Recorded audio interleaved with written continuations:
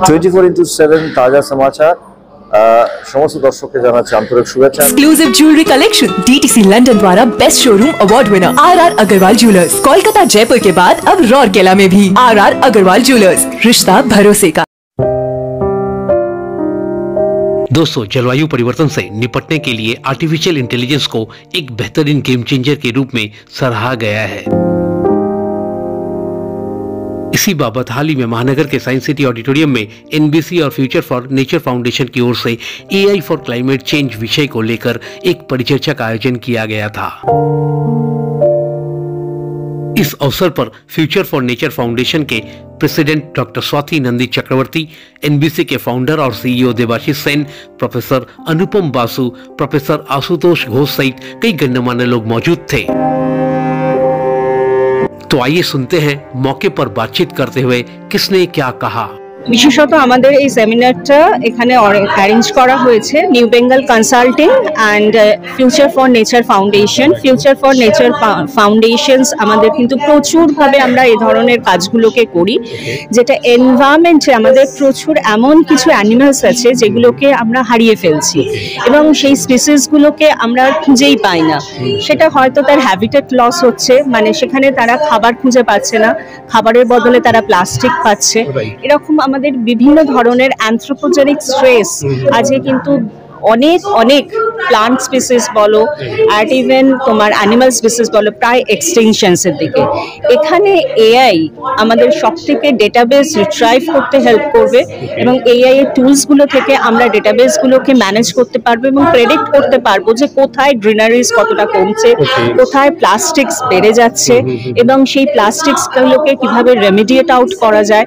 সেই সমস্ত আমাদের টুলস, যেমন আমরা চ্যাটজিপিটি বা গুগলকে একটা কোয়েশ্চেন্স করলে সঙ্গে সঙ্গে আমাদের রেমেডি বলে দেয় এবং ঠিক সেভাবেই কিন্তু এআই লোকাল প্রবলেমস গুলোকে সলিউশনস করবে এবং অফকোর্স দ্য গ্লোবাল ইস্যুস যেগুলো আছে সেগুলো তো গ্লোবালি এবং সেগুলোকেও আমাদের সলভ করতে কিন্তু অনেক সাহায্য করবে। অ্যাপ্লিকেশনস অফ এআই আমাদেরকে বলে দেবে যে কোথায় কোথায় কি ধরনের পলিউশনস আছে, কারণ একটা সমুদ্রের মধ্যে কিন্তু অনেক ধরনের পলিউশনস থাকে।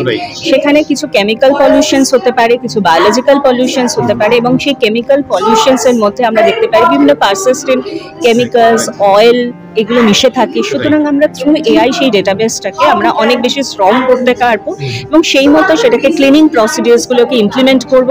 আমরা জানি লাইফ সাইকেল অ্যাসেসমেন্ট হচ্ছে এখনকার দিনে ভীষণ একটা বাজ ওয়ার্ড এবং কার্বন ক্যাপচার, এই কার্বন ডাই অক্সাইডের যে লিমিট সেন্সর, এগুলো through AI is very possible. বিদ্যুতের ব্যবহারটা আরও বেশি সোলারের উপর নির্ভর করতে পারি, তার জন্য এআই বিভিন্ন প্রেডিকশন দেয় এবং সেই প্রেডিকশন অনুযায়ী যদি বিদ্যুৎ সংস্থাগুলি বিদ্যুৎ ব্যবহার করে তাহলে অনেক কয়লা পোড়ানো কমানো যায়, কার্বন ডাইঅক্সাইড এমিশন কমে যায়। এরকম আরও অনেক উদাহরণ দেওয়া যেতে পারে। একটা খুব সুন্দর উদাহরণ হচ্ছে এক ধরনের শ্যাওলা আছে, অ্যালগি যাকে বলে, এটা সমুদ্রের তলায় জন্মায় এবং প্রচুর কার্বন ডাইঅক্সাইড অ্যাবজর্ব করে, কিন্তু সব জায়গায় এটা জন্মায় না। কোথায় কোথায় জন্মায় সেটা আর্টিফিশিয়াল ইন্টেলিজেন্স ডেটা অ্যানালিসিস করে বলে দিচ্ছে। কারণ জাপানের কাছে একটা জায়গায় বা ভূমধ্য সাগরে একটা জায়গায়, সেখানে যদি অ্যালগির চাষ করা হয় প্রচুর কার্বন ডাইঅক্সাইড সে শুষে নেবে। এই ধরনের বিভিন্ন কাজ সারা বিশ্বজুড়ে চলছে। আমাদের উদ্দেশ্য হচ্ছে যেখানে যা ভালো কাজ চলছে সেইগুলোকে সংগৃহীত করে একটা থিঙ্ক ট্যাঙ্ক বানানো।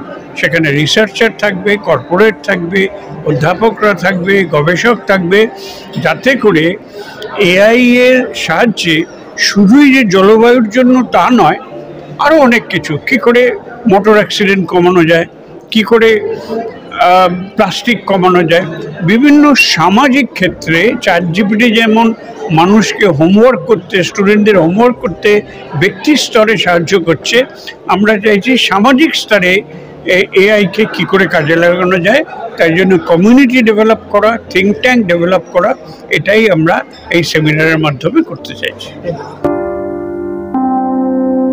ब्यूरो रिपोर्ट 24x7 ताजा समाचार।